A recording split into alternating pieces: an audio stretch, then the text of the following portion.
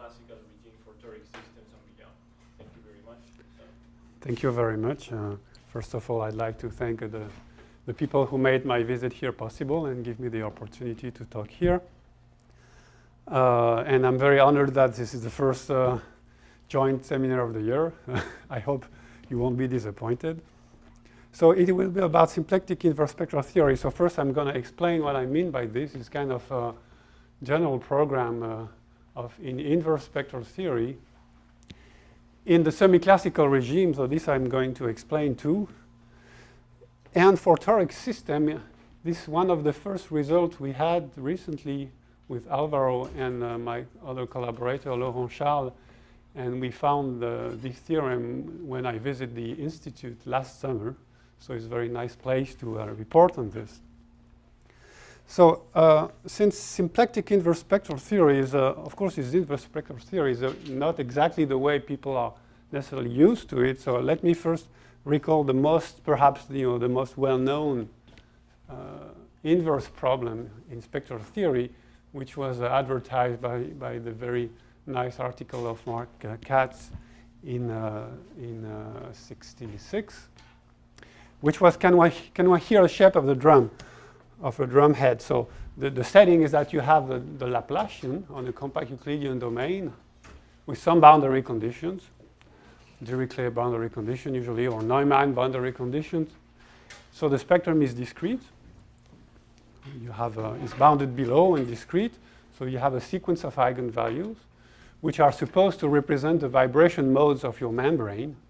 So this is supposed to be what you hear.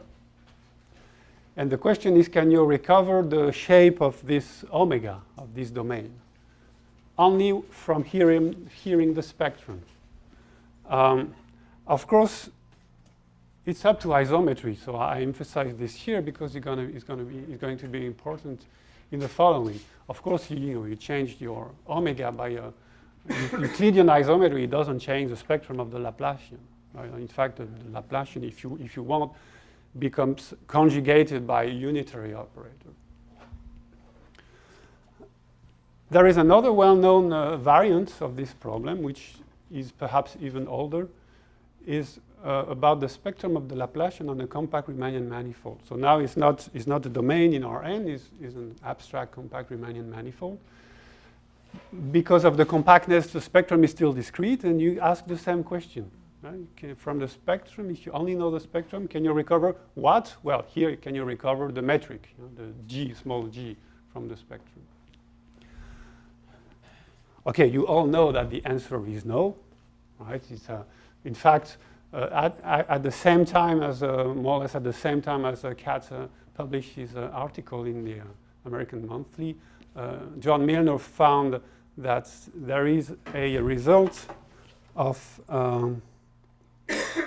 Witz, which can be interpreted in saying that for a 16-dimensional torus, you have two sublattices which give rise to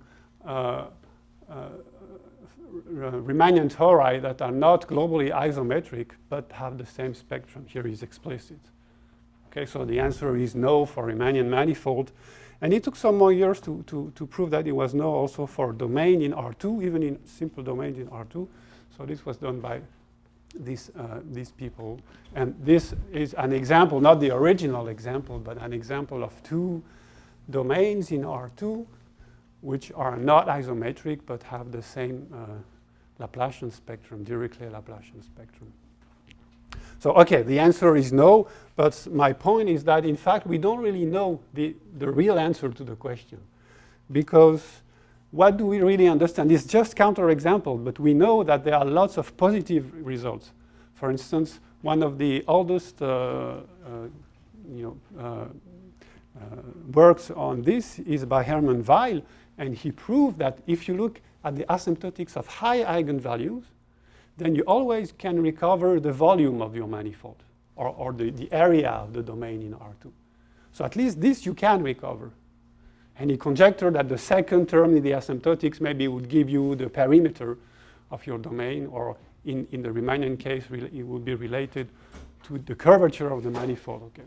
This is still very not known in general case, but in some cases is proven. So there are positive answers, and these answers are related to asymptotics. So it will be very important for me. The audience, the case that in the plane it's not known about conjectures. Exactly. Dynamics people can't do the problem, not because Okay, that's true. you have to prove there's no perfect mirror. So, and for instance, this, as far as I know, is still completely open. So it's just to, for me, it's clear that we don't understand completely the problem, because you take in R2 a convex domain, we don't know if the spectrum determines the domain in the class of convex domains in R2. And even worse, even if the domain has an analytic boundary, we don't know the answer. So the most recent advances on this problem are done by, as far as I know, are done by Steve Zeldich.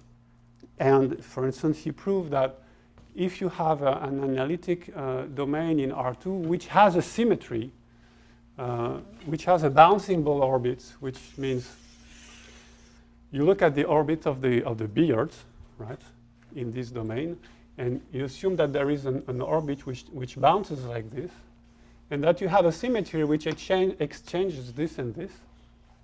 So for instance, a symmetry like this. And if the boundary is analytic, then you can recover the domain from the spectrum. And even though my setting will not be exactly this one, it turns out that the proof of this involves many interesting methods that are not specific to the Laplacian on the domain, right? And it involves microlocal analysis, it involves trace formula, it involves Birkhoff normal forms, and so on, right? Here, the idea is that you try to localize. You try to look at the spectrum in, so to say, which is generated by this periodic orbit, and you have the trace formula which gives you some asymptotics, right? And this asymptotics you can relate to the Birkhoff invariant of this periodic orbit. When you have a periodic orbit, you can do Poincaré theory, and you have Birkhoff normal forms, and you have some invariants called Birkhoff invariant. And then the last step is always in two steps like this. So first you recover the Birkhoff invariant, and the second step is to prove that from the Birkhoff invariant, you can tell what the omega is. And here you need analyticity, because the only thing you know is a bunch of Taylor series here, and it gives you what happens here, and if it is analytic, then it gives you everything. It's a bit cheating in some way, because you, yeah. Okay, I didn't say that. But it's interesting. The methods are very nice. So as I'd say, I go back to the idea by Weil that asymptotics are useful, and it was also used in this Zeldich work. And so let me consider now not the Laplacian, but somewhat more complicated operator, the Schrödinger operator. So I take the Laplacian and I add a potential. And I add this parameter. Why do I add this h-bar parameter, which is reminiscent of the Planck constant in quantum mechanics? Is because if h-bar goes to 0, then I can replace the asymptotics of big eigenvalue to stay in a compact. So this is much easier from the point of view of geometry. I have some asymptotics which are related to things that happen in a compact set. This is from the point of view of symplectic geometry, this semi-classical limit is very nice. So here's the main difference again, is more or less what I say, is that I'm not going to look at high energies, but I fix a window in the spectral space, like an interval. I'm going to always draw spectra in the vertical way, like chemists do. So I take an interval, A, B, and I have a bunch of eigenvalues. I only look at the eigenvalues that are inside this interval, but because of h-bar, I know that this typical distance between two eigenvalues is a power of h-bar, some power. So it's very small. And if h-bar goes to 0, I have more and more eigenvalue, and I can study asymptotics. Okay, so that's important to have in mind. It's very simple transformation, but it's very useful. So this I said. So here, let me quote some recent results in this setting. So it's quite surprising that these results are so recent. Is the following. It's only in dimension 1. So these are two results. This complements this one in some sense. So the first one is the following. So n is equal to 1. So it's very simple. You have the potential is a function of the real variable, x. You have some function like this, v of x, which is your smooth potential. And you look at the critical point, let's for instance this one. And your spectral interval, you take something which is some small interval which contains this critical value, critical point or critical value indeed, right? And you have the following result. The Taylor expansion of the potential at a generic non-degenerate critical point of the potential is determined by the semi-classical spectrum of the Schrödinger operator near this value. Okay. So you have eigenvalues here, which correspond. Assuming v goes to infinity, so you have the switch. Right, exactly. You want discrete spectrum in this business. Thank you. So you have your discrete part of your discrete spectrum here, and if you know this, in the semi-class sense, it means that you don't know one spectrum, but you know the limit of the spectrum as h goes to 0, which is a lot of information, right? Then you can recover the Taylor series of the potential at the critical point. So if it is analytic, it's done, you know the potential. If it is not, well, you have to do some more work, but Colin de Verdier proved that in the 1D case it is possible due to some trick that Hans Doystem had told him, which is, I don't remember how it's called, sorry. Some analysis in one variable trick. Again, Yes. I mean, if you just make v go to infinity to make discrete spectrum. If you made this a compact interval, then this is the whole KDB theory. You can then recover v plus norming constants. In other words, the problem is completely understood in one variable. So I'm a bit perplexed. No, it's On a what? compact set, if you have Yeah. a circle Yes, and you ask about, I suspect, I mean, yes. you know how to deform keeping the spectrum the same. That's what KDB does. Yes, but Keeping, so I'm but just saying that in one dimension, I've always viewed this problem to be. What's changed here that you can't solve it? Is that because it's the line? When you're not doing scattering theory? I'm a bit perplexed. Yeah, you don't have a scattering theory. Right, so that- you're making v go to infinity on the whole line. Is that? is on the whole line, but the point is it's a discrete spectrum, and the spectrum can be quite complicated because of singularities of the potential. And this you don't have in KDV, I believe. What? You don't have this in KDV. You don't have a potential with hyperbolic singularities like this, if I'm correct. But okay, We can discuss it. we can discuss this. I don't think it's the same setting. I mean, just in one variable. Right, just in one variable. So it's just a one degree of freedom Hamiltonian system. So you have the phenomenon here is very different because here you're saying you can basically determine the potential, and then in the KDD, when you have it on a circle, you don't. It doesn't because you have a flow. So it's different. It's a different thing. Okay, I think we can discuss this later because otherwise I'll be a runner. But yeah. Or maybe I can tell you what is the genericity condition, because it involves a lot of symplectic, well, not a lot because it's two-dimensional, but it involves some symplectic geometry, which it is the following. This work that Verdier and Dylan did is you have to not, you can't just do it for some small h bar, you have to do it for all, you have to know Yes. all h bar. Yes. Essentially, right? Yes, exactly. Yeah. So what you do is you look at the phase space, which is your R2 symplectic manifold, and you look at the level sets of the Hamiltonian, of the classical Hamiltonian, well, something like this. I don't know, it's not like this, but yeah. Anyway, some level sets like this. And for each energy, you have a periodic flow because it's one dimension, right? And the fibers of the Hamiltonian are compact, so there are unions of circles, and you have a periodic flow. So for each energy, you have a period which depends on the energy. So now you can draw a graph in the space, energy, and period. of the periodic field. So for a given energy, you have a period. You have, of course, twice the period and so on. And this gives you some curves like this when you vary the energy. But at some precise and at some given energy, you can have others. For instance, here you can have, if I fix one energy E, I have this level set, but it can contain another connected component here. So you have another curve.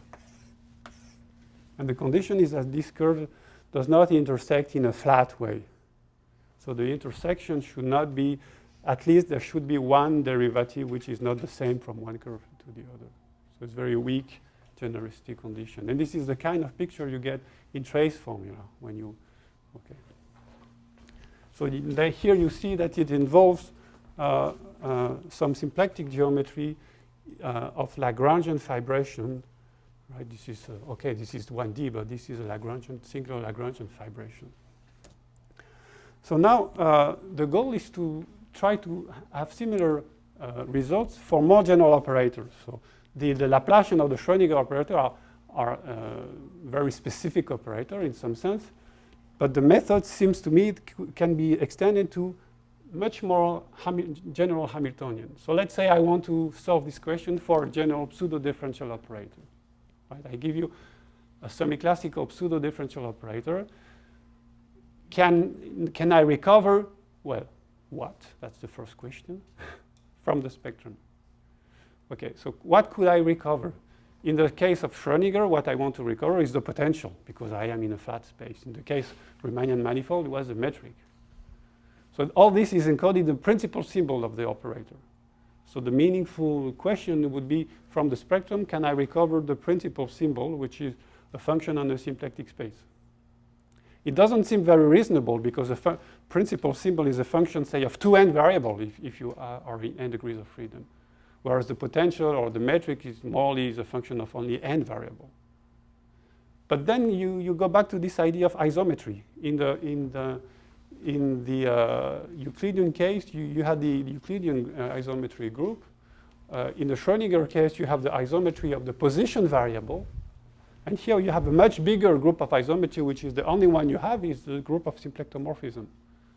Right? There is nothing else you can work with. So this is just what I say. You don't need to read that. So the idea is that if you want to recover the principal symbol modulo symplectomorphism, then it's much more reasonable. And in fact, this is what we are going to do. In some cases, we can prove this. And what does this mean concretely to have a function, a Hamiltonian modulo symplectomorphism is more or less the same as knowing the dynamics, right? Because the dynamics is invariant under symplectomorphism. Okay. So this is the idea. So the new inverse spectral problem is you have a spectrum, you want to recover the classical dynamics. Okay, that's my problem. So the second idea is that since we could do something in 1D, okay, let's try to do something for integrable systems. Okay, maybe you are going to say integrable systems are very rare and so on, but well, you have to start somewhere. And it turns out that integrable system is much more difficult than 1D, but still there is some hope, as you will see. So I quickly recall what I mean by integrable system is classical notion of Liouville integrability for finite degrees of freedom integrable systems is the following. So I have a symplectic manifold of dimension 2n, and I take n functions, which commute for the Poisson bracket, and whose differential are almost everywhere independent, linearly independent. So this is the classical setting, but my question in fact is a question about operators. So what are the operators here? So this is the following data. I need to start with a Hilbert space. I want to do my spectral theory, which is supposed to quantize my symplectic manifold. So my symplectic manifold is a semi-classical limit of my Hilbert space. And then if I have this, of course you can discuss this. That is not unique. There's various notions of quantization that you can use. If you have this, then a quantum integrable system is very simple. You replace Poisson bracket by commutators, right? You say, I have n operators who commute with each other. And I have to add this technical assumption that the principal symbols are linearly independent, because this is not implied by this. Okay. This bracket implies this bracket, because if you have this and you take the semi-classical limit, in any good semi-classical quantization theory, the leading factor of the operator bracket is the Poisson bracket. Okay, so if this is 0, then this is certainly 0 too. So that's my setting, roughly speaking, of course. Then if you have an integrable system, then you have n operators. So you have n spectra. But in fact, you have more because they commute. So they can be simultaneously diagonalizable. So you have a spectrum in Rn. Okay? Because you fix a common eigenfunction and you have n eigenvalues. So you have a set in Rn.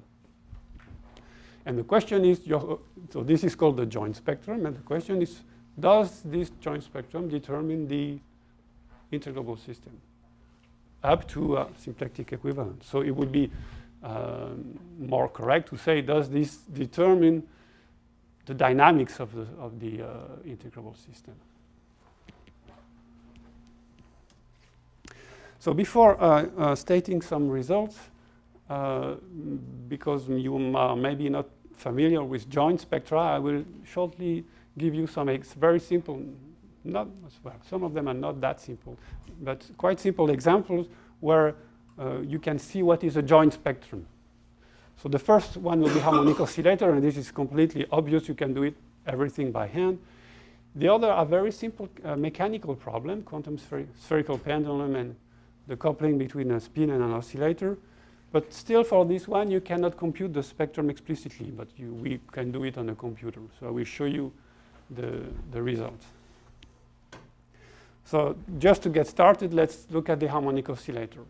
So all the examples are in 2D, 2 degrees of freedom. So I take 2 harmonic oscillators, and the variables are perfectly uncoupled, so it's completely trivial. The spectrum of each is just 1/2, which is a kind of Maslov index plus the positive integers. And so the joint spectrum is just this, this quadrant here intersected with the integer lattice. You take a lattice, the lattice multiplied by h bar. Okay, so the distance between 2 points here is h bar, and you intersect with this positive quadrant, and gives you, and you shift by 1/2. This already contains some interesting feature. So the remark that I'm going to use later is that this example is simple, but from the point of view of symplectic geometry, you remark that the principal symbols, which are the classical harmonic oscillator, generate a toric action, of course. And the first result we could prove is in the case of toric action, general toric action. In this case, everything is explicit. So this is very important to remark that you have periodicity in the Hamiltonian flow. So now something a little bit more complicated. You take the spherical pendulum, which is simply, so the classical spherical pendulum is just a mechanical system of describing a point on the sphere S2 in R3. And the point is subject to stay on the sphere and subject to gravity. So the potential is some constant times the vertical variable. Okay? And so your point is going to oscillate like this, because this is well known in classical mechanics.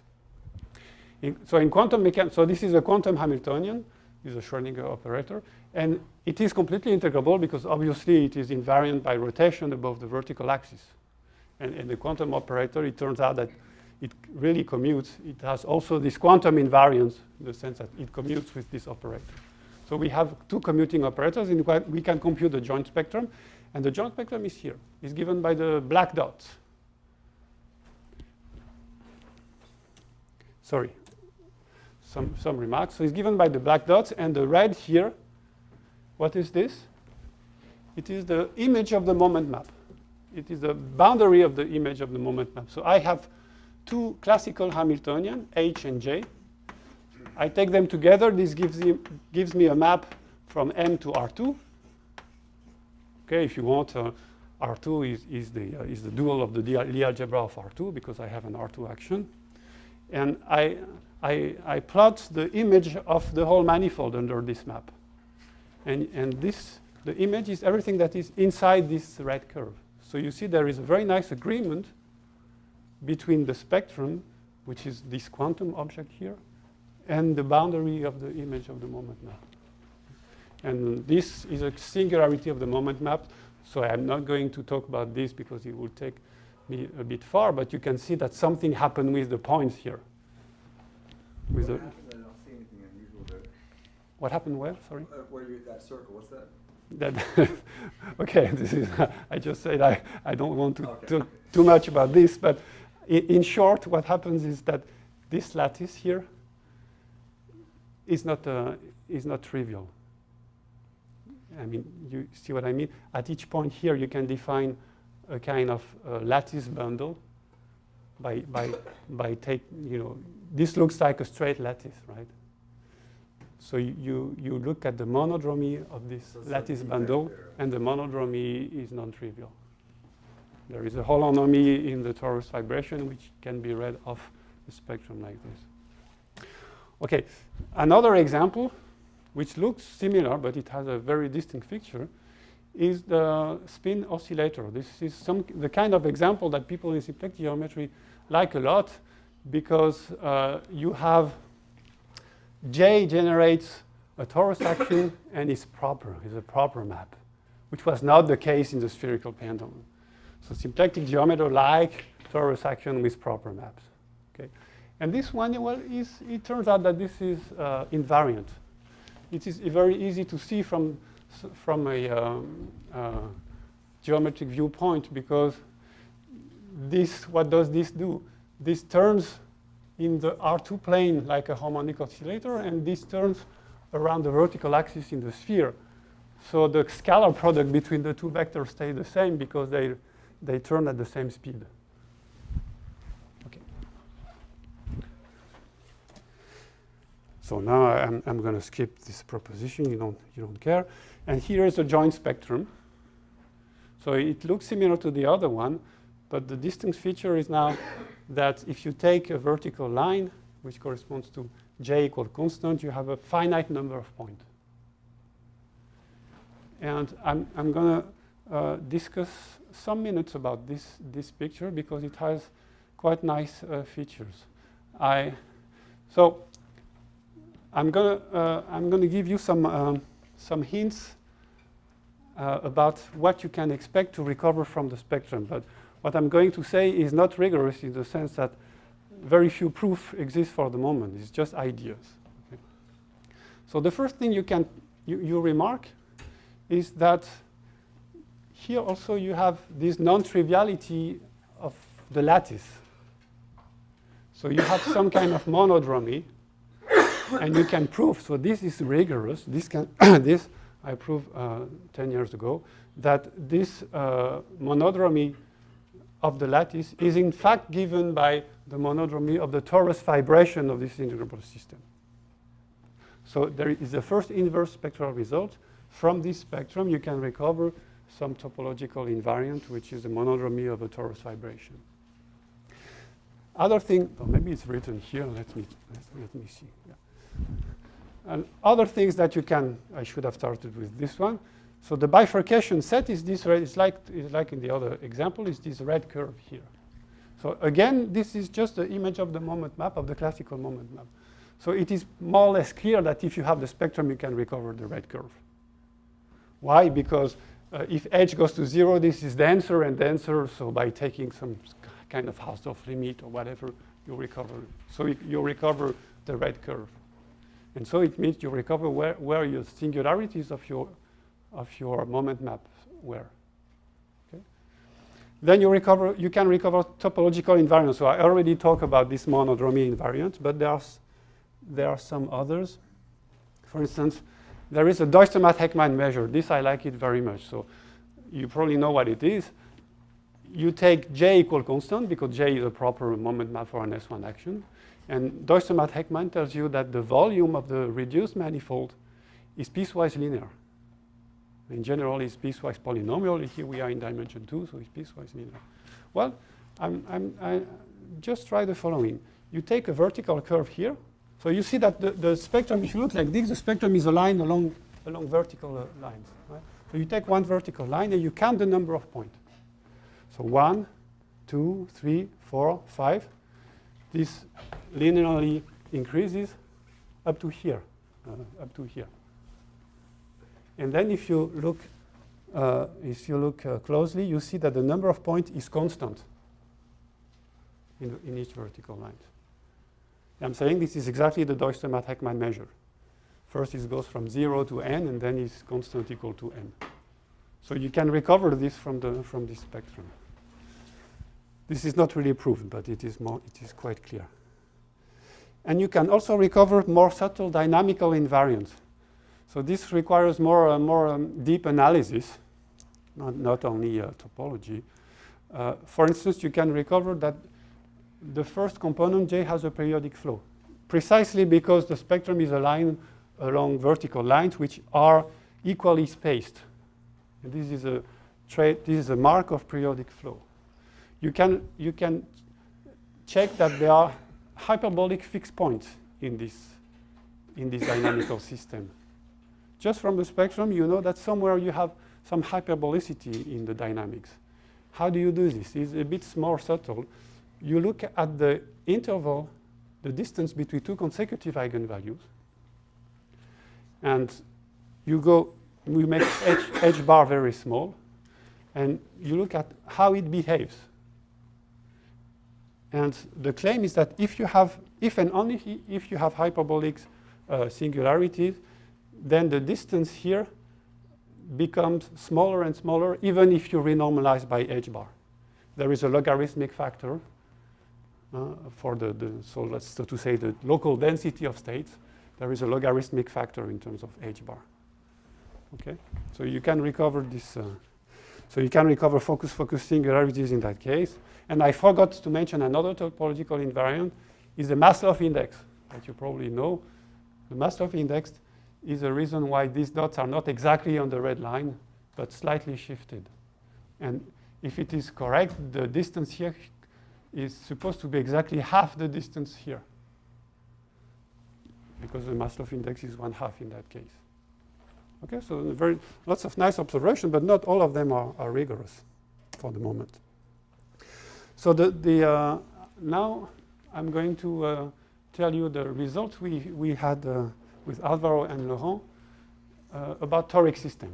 So, okay, when I said from 1D, what can you do? You can try integrable systems, but integrable system you don't know how to do, so you switch to toric system, okay?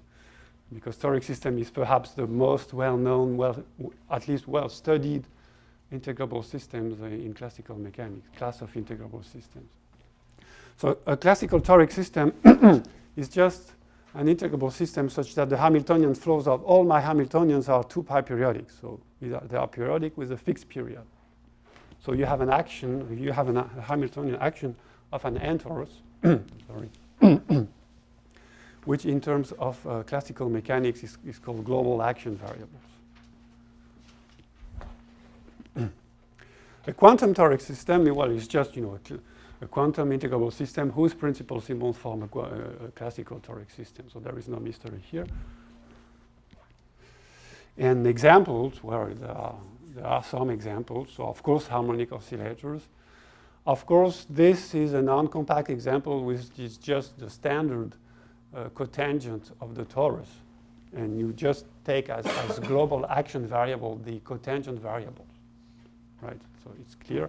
And here on the other side, I show the quantization. So the quantization of the harmonic oscillator you already saw. Here the quantization of the cotangent variable is just the ddx. So okay, this example is interesting. Is a product of sphere. And you just take the rotation, the uncoupled rotation above the vertical axis of each sphere, and is a bit trivial, but it is an example that is used for creating more difficult examples. So the quantization of this is not a differential operator, but is what people in quantum mechanics call a spin operator. CP2, you also know that it's a toric system. The quantization, I don't know how it's called. I've never seen a word for the quantization of projective space, but it exists. So here is the result we had. If it's Sorry. something like a symmetric space or Cavallaro Sutherland model, which is completely, does it fit into this theory? I don't know what this model is. Is it a Hamiltonian toric So that's what manifold? I know it's completely integrated. Is- It's theory of symmetric space. But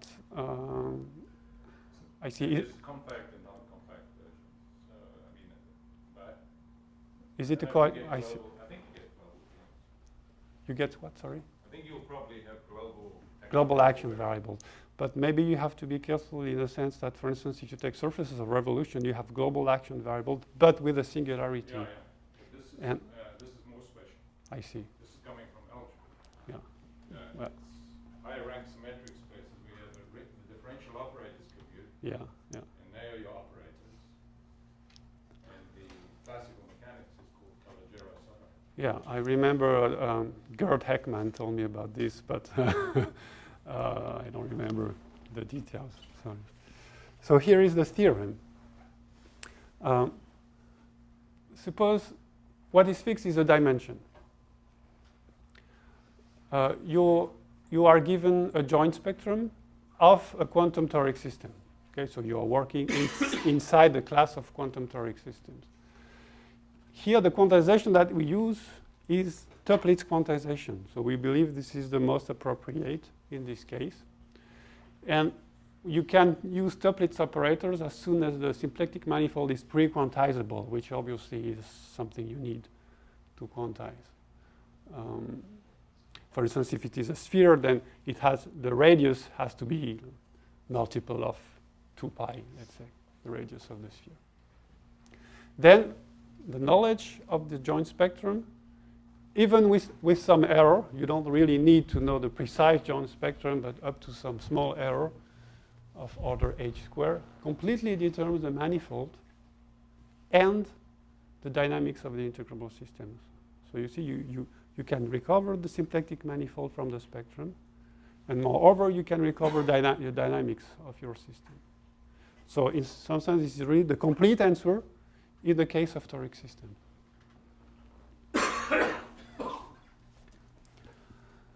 So the proof. Let me ask Yes. you, so when you quantize it, there can be ambiguities about how you want to quantize. Here is an obvious prescription that you follow, or doesn't it matter because of this OH squared? So the real answer to this question is that I don't quantize. Okay. I am given a set of quantum operators. Yes. And I take the classical limit of this, which is supposed to be a classical toric system. You see what I mean? It's not like I don't start with a classical toric system and consider the quantization of this. I start with operators. But of course, if you do the other way around, there is a choice. If you start from a classical system, and in some cases you don't know if you can quantize such that the commutation property is preserved. Okay?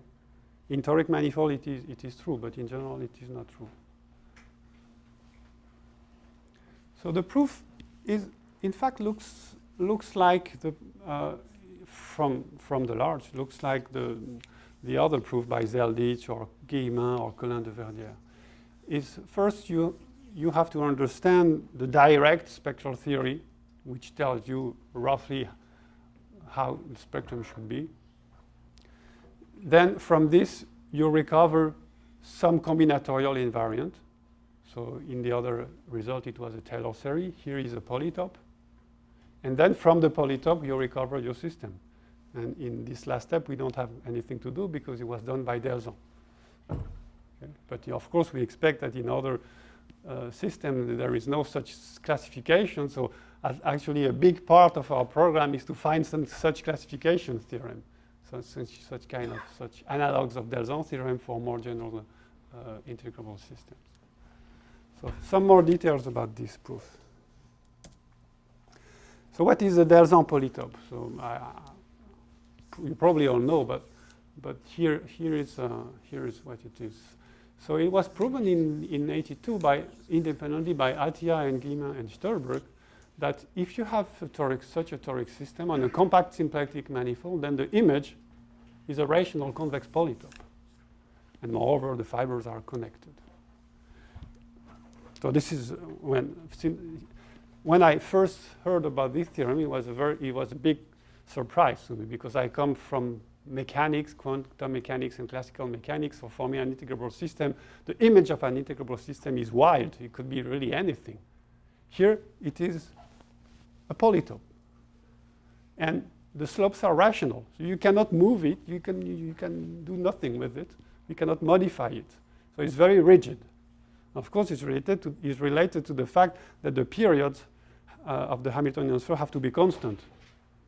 Because otherwise, I could easily transform this rational convex polytope into a sloppy polytope by composing my system by a diffeomorphism.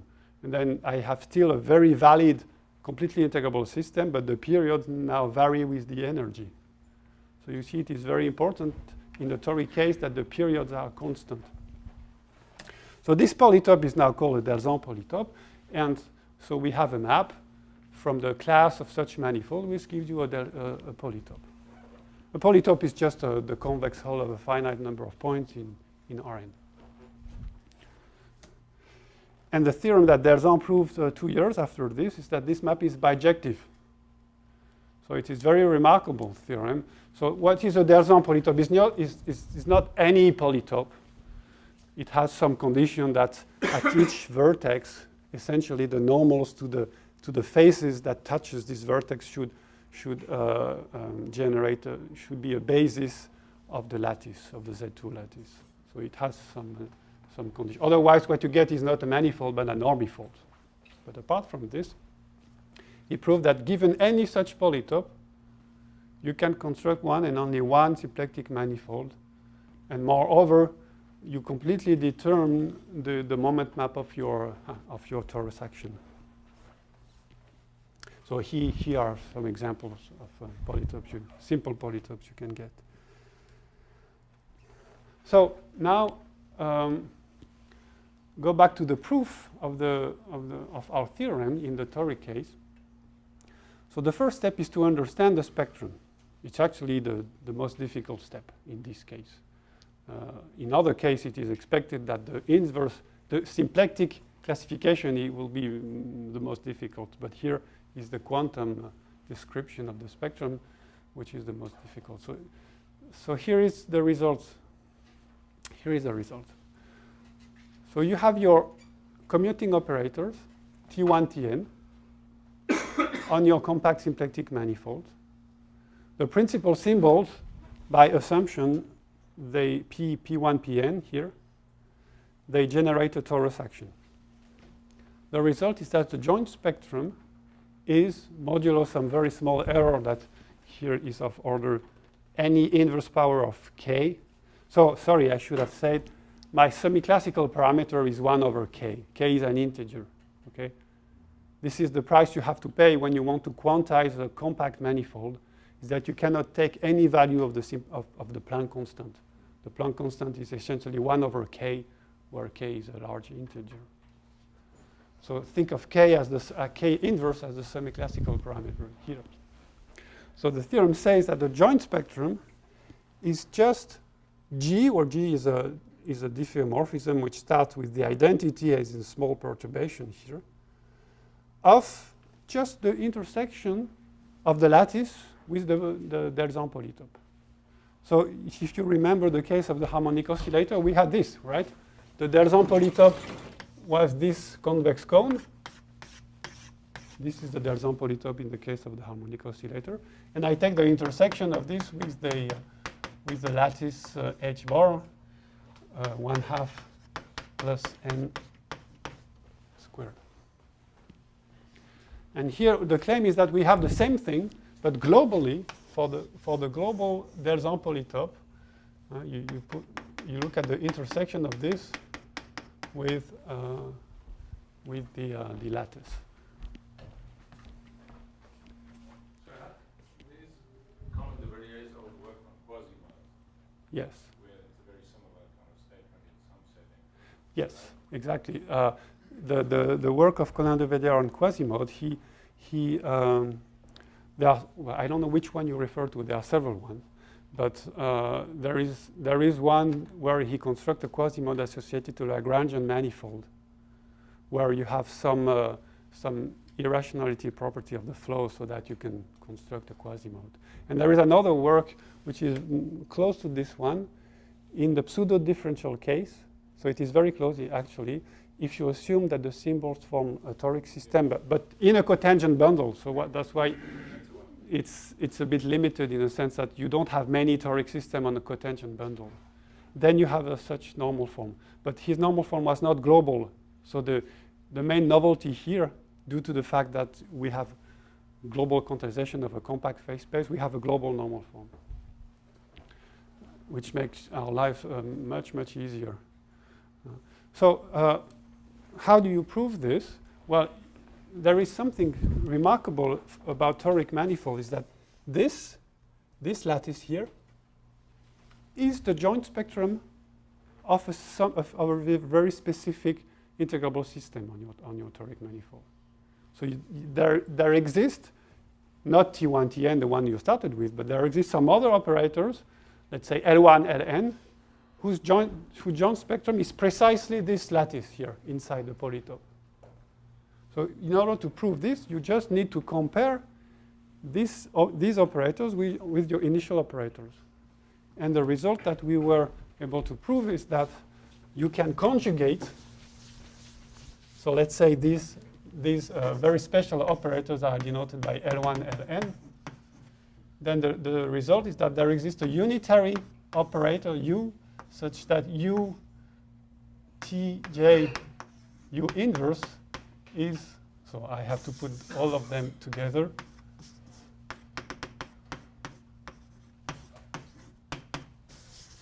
is equal to G of L1, Ln. Then, of course, if you have this, you have the result, because a unitary operator will preserve the joint spectrum.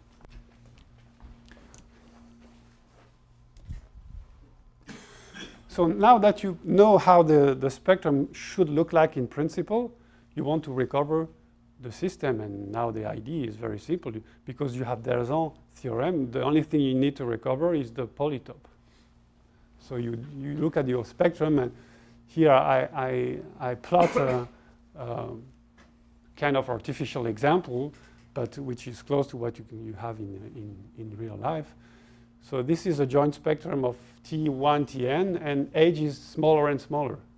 And of course, you see that it becomes denser and denser, and taking the boundary here, you can recover the polytope. So of course, you have to write down the details. So it's more or less is an exercise. Yeah? So you recover the polytope, and by Delzan theorem, you're done. Okay. So we were very happy with this. It's very simple, but sorry. Yeah, okay, I can. So this is the only result that exists in the theory for the moment, except in 1D. So I told you in 1D there were some results for the Schrödinger operator, and in the title I had beyond toric systems, so beyond refers to this, that we know some more, maybe it's not more general, because the 1Ds are not really more general, but we have some ideas to generalize this to more general system. And one of the ideas come from the one-dimensional case. So what is the one-dimensional case? This is something I proved a couple of years ago. It's more or less the same setting as the Colin-Verdier-Guillemin theorem. It's just that I don't take the Schrödinger operator. I take any Hamiltonian in one dimension. And I have similar hypotheses. So this should be a Morse function. And this hypothesis here is exactly the same as I mentioned for the theorem here, that the graphs of the periods are weakly transversal. Then the result is true. The knowledge of the spectrum, so it's not a joint spectrum, we have only one operator. The knowledge of the spectrum completely determines the dynamics of the Hamiltonian system. And this is interesting. So why is it more, in some sense, why does it have features that are not present in the Toric case? Because in the Toric case, you cannot have hyperbolic singularities. If you are a bit familiar with Toric manifold, the only singularities that you have are elliptic. It's locally like a harmonic oscillator, cross transversal variables possibly. But never you will have a hyperbolic dynamic with stable and unstable manifolds. Whereas, of course, in the 1D case, it would be stupid to exclude hyperbolic singularity, because a Morse function without hyperbolic singularity is a bit dull. Okay. So you have your Morse function with hyperbolic and elliptic singularities, and this was really the understanding of this was the key point, and it turns out to be rather difficult from the analytic point of view. It's only recently that people know how to describe the spectrum near local maximum of a potential, or if it is a potential, or a hyperbolic point of a Hamiltonian. Because you have this logarithmic, as I told you, logarithmic accumulations of eigenvalue. So the standard Bohr-Sommerfeld rules that physicists love is not valid here. There is a correction. This correction involves gamma functions in a universal way, so it's not obvious. That's a local thing, right? It is a local result, but putting all these local results together, you can arrive at this kind of statement. And if I have the time, there is a very amusing part in this proof that maybe I can explain. Is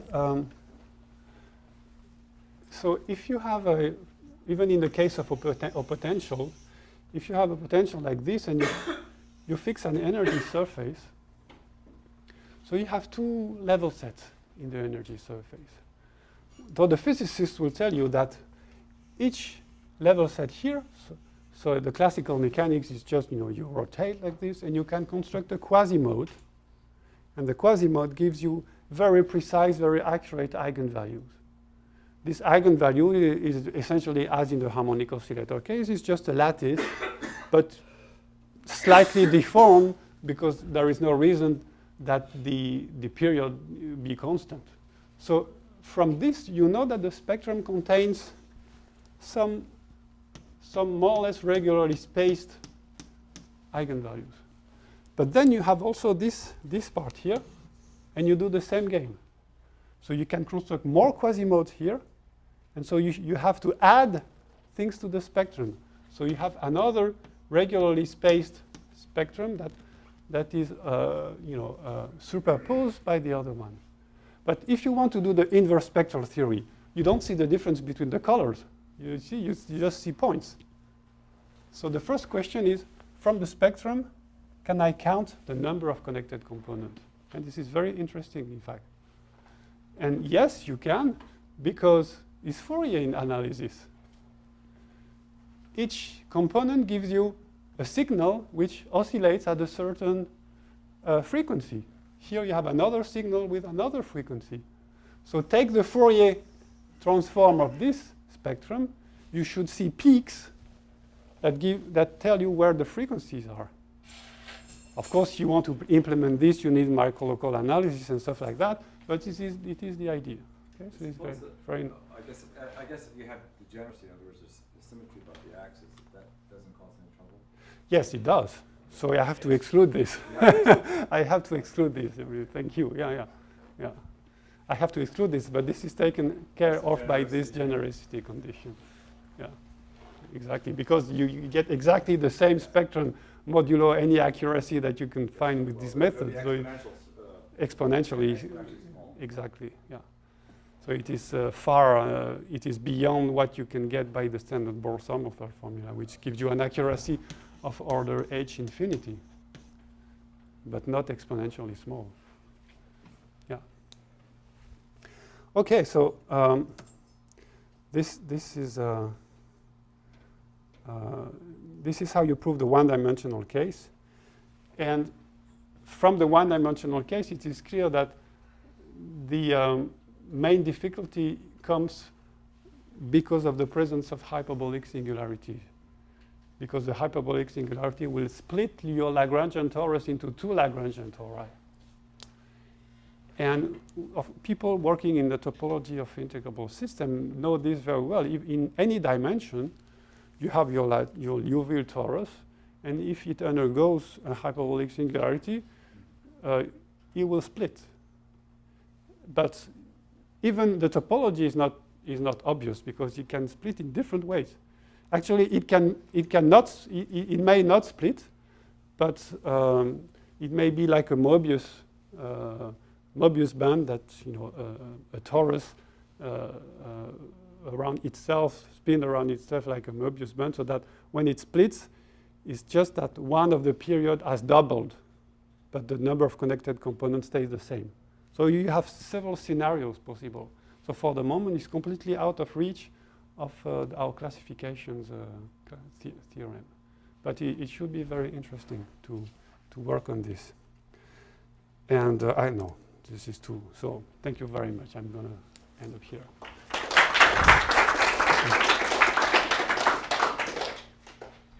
Thank you, John. Are there any questions or comments for the speaker? So in this theorem, this diffeomorphism G, so expansion. I'm sorry? For this, in this theorem, the previous theorem, this diffeomorphism of Rn, when you determine polytope. So it starts with identity, then this coefficient. Do you have any idea about this coefficient? That's a very good question. In fact, it should be possible to know what this term is. As far as I know, nobody really knows what the other terms are.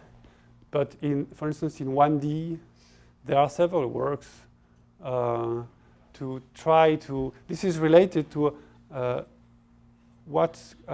how can you express the coefficients of the Bohr-Sommerfeld expansion. So the first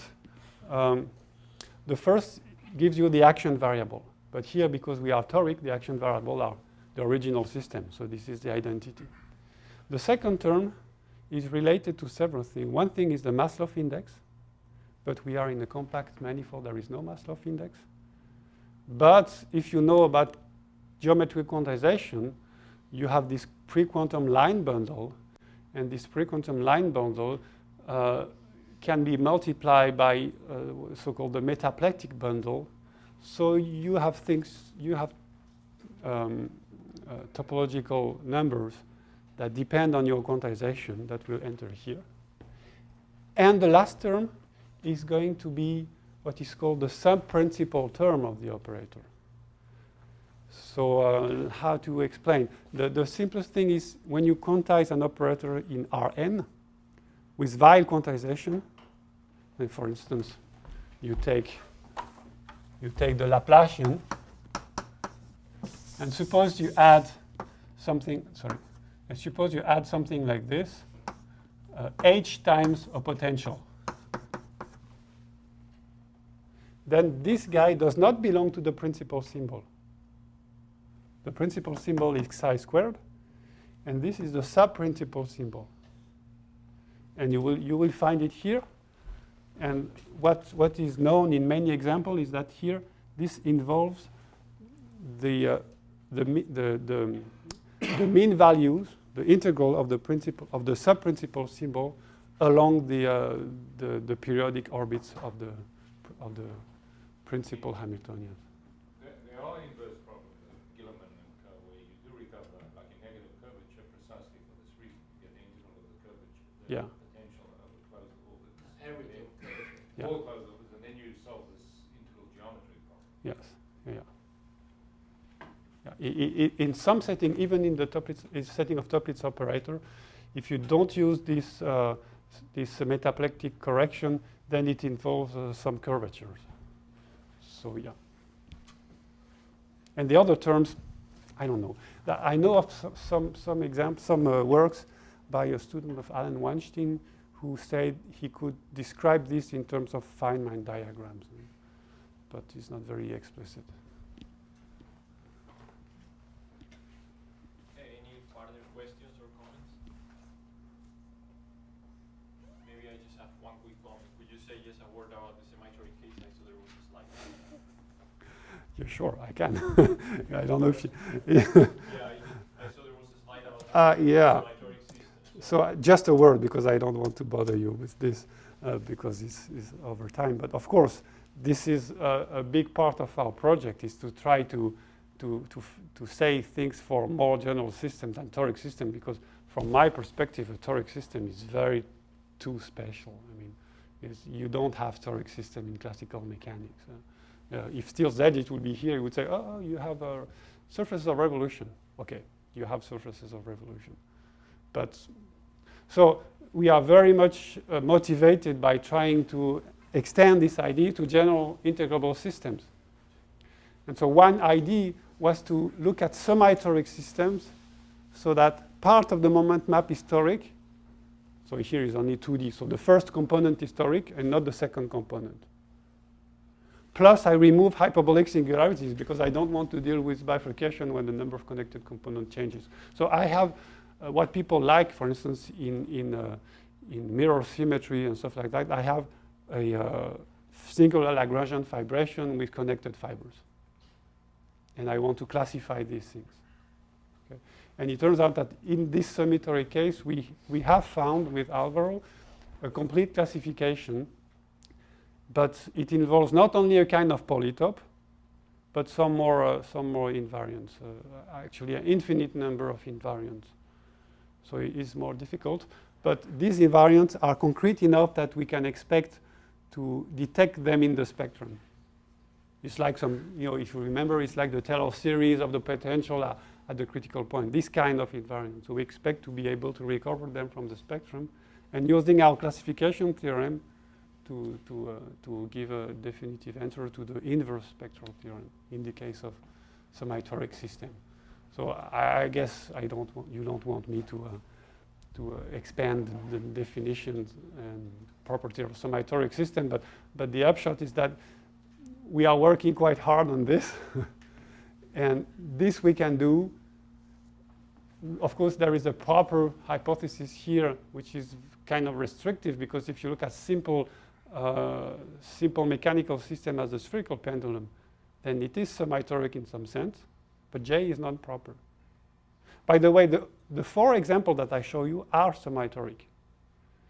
So the spherical pendulum is semi-toric in the generalized sense because J is not proper. So we are working on this, and some other people are working on generalizing semi-toric system in higher dimensions. So it involves, well, even the topology is not known. The topology of the Lagrangian fibration for semi-toric system in higher dimension is not known. So there's a lot of stuff going on from symplectic topology, spectral theory, microlocal analysis, symplectic geometry.